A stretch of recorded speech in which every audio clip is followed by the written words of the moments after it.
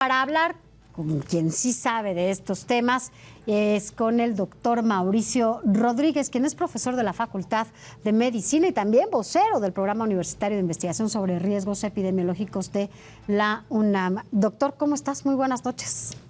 Hola, Sofi, ¿cómo andas? Buenas noches. Bien, ya tenía mucho que no hablábamos, doctor. Muchas gracias. Sí, ¿verdad? Nada más me hablan cuando se ven las nubes sobre el cielo. Sobre el cielo, ya no queremos, doctor, ya por favor. No, porque también hay que recordar que fuiste parte de este grupo de médicos que nos ayudó muchísimo en la pandemia a entender, ¿no? A descifrar qué estaba pasando, era evidentemente algo nuevo y que bueno, pues Sí. Siempre recurríamos a ustedes que sí saben para que pudiéramos pues insistir en las precauciones que se tenían que no llevar a cabo en ese momento. Pero bueno, pues ahora esta nueva alerta, ¿no? de la OMS y que se da aquí en nuestro país y que la Secretaría de Salud dice que no fue por ese caso. Cuéntanos tú, que sí sabes de estos temas, ¿qué pasó? Bueno, justo vamos saliendo además de una reunión muy interesante en la Academia Nacional de Medicina que organizaron el doctor Germán Fajardo, el doctor Alejandro Macías, Samuel Ponce de León, Roberto Tapia, la doctora Celia Alpuche, y me invitaron para estar en una mesa y discutir justamente qué está pasando, qué estamos viendo y qué perspectivas se tienen. Estamos, pues, desde luego ante un fenómeno para el que más o menos está preparada la vigilancia, y es la detección de un caso de influenza que originalmente es una influenza que siempre está en las aves. De hecho, aquí en el país hay brotes de esa influenza en las aves, pero encontraron ese virus asociado a enfermedad en una persona que por sus condiciones individuales pues tuvo un desenlace fatal porque tenía muchas enfermedades y entonces el paciente falleció por complicaciones propias de todas sus enfermedades. Pero el asunto aquí es que es un virus que nunca había infectado al ser humano, es el primer caso que se detecta en el mundo y pues desde luego llama la atención. Y más llama la atención que la Organización Mundial de la Salud es la primera que emite la comunicación y ya después la Secretaría de Salud saca un comunicado más extenso con más detalle. Pero estamos ante una situación pues de bajo riesgo por todos los elementos que hay de información. Y yo creo que eso es lo primero que hay que comunicar y que quede claro, ¿no?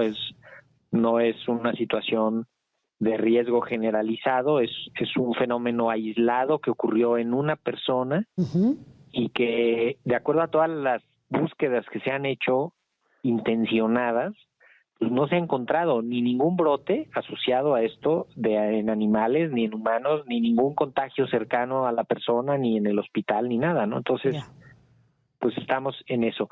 Asusta cuando dicen influenza aviar, ¿no? Porque hay una influenza aviar que es H5N1, es el tipo de virus H5N1 que esa sí es de mayor preocupación, pero esta es H5N2 y es un virus distinto. Y esa es, digamos, la buena noticia dentro de lo que está ocurriendo. ¿La H1? H1N1 es la influenza estacional de siempre. Cuando empezó la pandemia de 2009, ese virus que era tipo H1N1 era nuevo, no lo conocíamos y por eso tuvo también este impacto tan fuerte, pero después llegó para quedarse y se quedó, ¿no? Normalmente circulan el H1N1 y el H3N2 en seres humanos estacional así normal, ¿no? Y el tipo B. Y en las aves está el H5N1, que puede ser muy fuerte en algunos casos, y rara vez infecta al hombre y también es muy fuerte en el hombre. Pero en este caso en particular es el virus H5N2 que es mucho más tranquilo, por eso también decimos que la situación es de bajo riesgo. ¿Este hombre del que habla la Organización Mundial de la Salud, sí muere por esto o no? Es que, bueno, muere y ahí está el material genético del virus. La causa primaria de muerte pues se atribuye que es la insuficiencia renal que tiene o la complicación por la diabetes que tiene o la hipertensión. O sea, en realidad no llega por un cuadro de neumonía clásico como siempre es la influenza, sino más bien llega por una falla general de su sistema. De cualquier manera, más allá de que si la causa es el virus o no el virus, la presencia del virus en ese paciente es suficiente para encender las alertas y para tratar de entender lo que está pasando. Ahora, ¿quiénes tienen que cuidarse? Exacto, no es un riesgo generalizado, digamos, nos inquieta a los que nos dedicamos a esto, nos estamos preocupando y ocupando. No es un riesgo para toda la población, ¿no? Uh-huh. No se han encontrado más casos, no ha habido nada que asocie que sea un problema más grande. Se tienen que cuidar como siempre se cuidan los trabajadores de las granjas de aves, ¿no? Que son muchos, en este país hay muchísimos.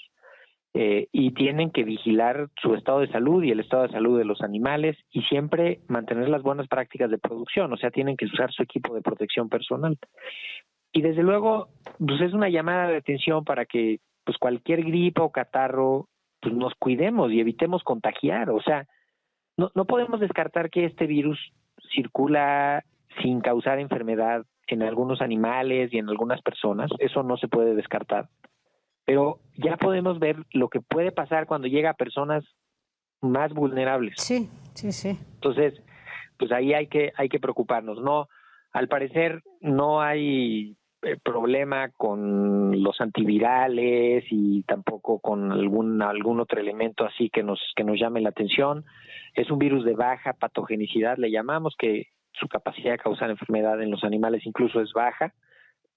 Y más o menos esa es la información que se está configurando. De cualquier manera, pues hay que estar pendientes a lo que se termine de publicar sobre el caso en particular y sobre el virus también, ¿no? Doctor, lo que tú me dices es que, bueno, es estos trabajadores que tienen este contacto con las aves, ¿no? Que están en estos espacios. Ahora, comer es no, exacto. nada. Qué bueno que lo pones. Porque lo ponen también, ahí derivados y comer y huevo y todo, bueno.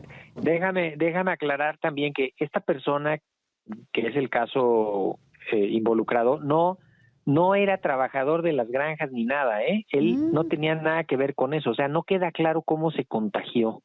Eso también es importante, o sea, hay un punto en el contagio de los virus de influenza que es casi imposible de determinar así a ciencia cierta, pero bueno, el riesgo es para la gente que trabaja en los ranchos y en las granjas, pero comer pollo y comer huevo no es riesgo.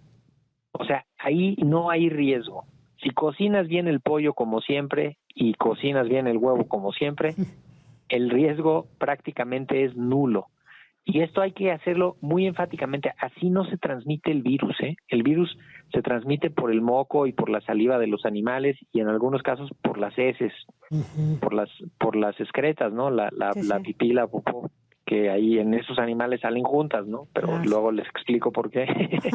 Ese ya es otro tema, doctor. Exacto, pero el punto es que los alimentos y todo lo derivado del pollo y de los huevos de las gallinas se pueden consumir sin mayor riesgo y eso es algo que tenemos todos que entender porque si no se afecta la economía de la industria avícola que es grandísima en este país, simplemente porque la gente no entienda o no comprenda lo que está pasando y por eso es importante reafirmar ese mensaje. Finalmente, doctor, dinos, entiendo que bueno, por lo que nos dices hay como algún tratamiento, algunos medicamentos y hay alguna vacuna para las personas que sobre todo están como en estos riesgos de contraer. Bueno, para este virus en particular no lo hay porque no es necesario ahorita porque no es el primer caso que se documenta en humanos. Hay una vacuna para este tipo de virus en las aves que la utilizan los productores de huevo y de pollo. En algunos momentos deciden vacunar contra esta infección.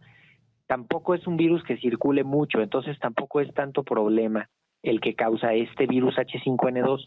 Más bien ellos siempre están bien preocupados y fijándose más en el H5N1, pero en este no tanto. No es necesario ahorita pensar en una vacuna, ni pensar en antivirales, ni nada.